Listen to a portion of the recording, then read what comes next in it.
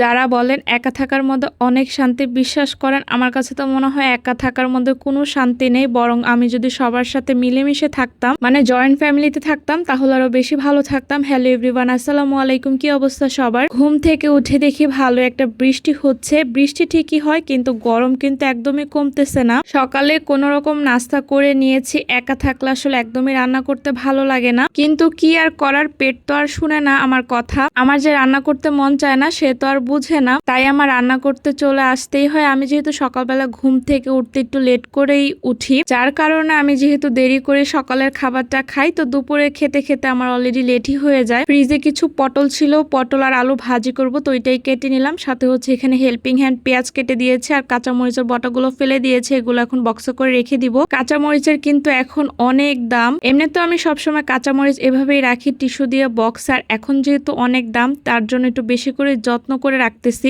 এভাবে কাঁচামরিচ রাখলে অনেকদিন ভালো থাকে আর নষ্টও হয় না। এখন হচ্ছে আমি পটল আলু ভাজিটা বসিয়ে দিব। দুপুরের অনেকটাই বেলা হয়ে গেছে, যার কারণে আমার রান্নাঘরে কিন্তু অনেক রোদ চলে এসেছে।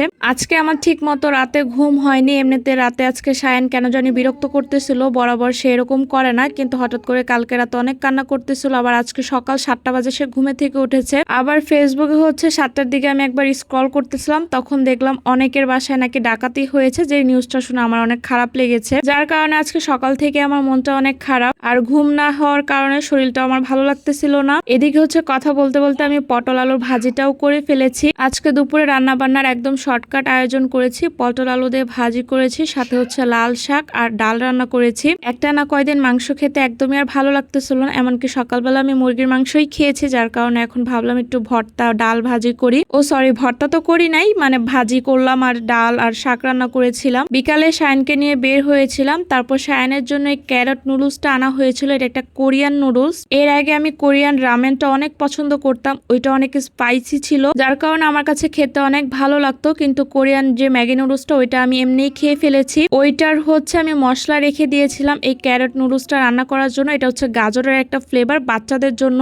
এখন সে কোরিয়ান নুডলসের মশলাটা দিয়ে দিব, তারপর ভালো করে মিক্স করে নিব। নর্মাল যেভাবে নুডলস রান্না করি ওভাবে রান্না করলাম, সাথে একটু চা বানিয়েছিলাম। আমি গরুর দুধ নর্মালি হচ্ছে চা দিয়ে খেতেই বেশি পছন্দ করি। গুঁড়া দুধের চায়ের চেয়ে আমার কাছে মনে হয় গরুর দুধের চাটা খেতে বেশি ভালো লাগে। সাথে একটু আমও কেটেছিলাম। নুডলসটা দেখতে কিন্তু অনেক ঝাল ঝাল মনে হচ্ছিল, কিন্তু নুডলসটা কিন্তু অনেক মশলা ছিল, একদমই ঝাল ছিল না, আর খেতে অনেক ভালো লাগছিল। এই নুডলসটার সাথে এক্সট্রা কোনো মশলা ছিল না। আমি তো এমনিতে ম্যাগি নুডলসের মশলা দিয়ে রান্না করি, যে ম্যাজিক মশলাটা থাকে ওইটা, কিন্তু সেই কোরিয়ান নুডলস যেটা ছিল স্পাইসির, ওই মশলাটা দিয়ে রান্না করলাম। খেতে অনেক ভালো হয়েছে আর একদম ঝরঝরে হয়েছিল। বাসায় যখন শ্বশুর থাকে ওনাকে একদম টাইম টু টাইম খাবার দেওয়ার জন্য আমার একদম টাইম টু টাইম রান্না করতে হয়, কিন্তু আমি যখন বাসায় একা থাকি তখন আমার একদমই রান্না করতে ভালো লাগে না। আজকে আমার কেন জানি এই জিনিসটাই বারবার ফিল হচ্ছিল, যদি আজকে আমার শাশুড়ি থাকতো বা যা থাকতো আমার সাথে, তাহলে অ্যাটলিস্ট একদিনের জন্য আমি একটু রেস্ট করতে পারতাম। যাই হোক, এই ছিল আমার আজকের ব্লগ। সবাই ভালো থাকবেন, আল্লাহ হাফেজ।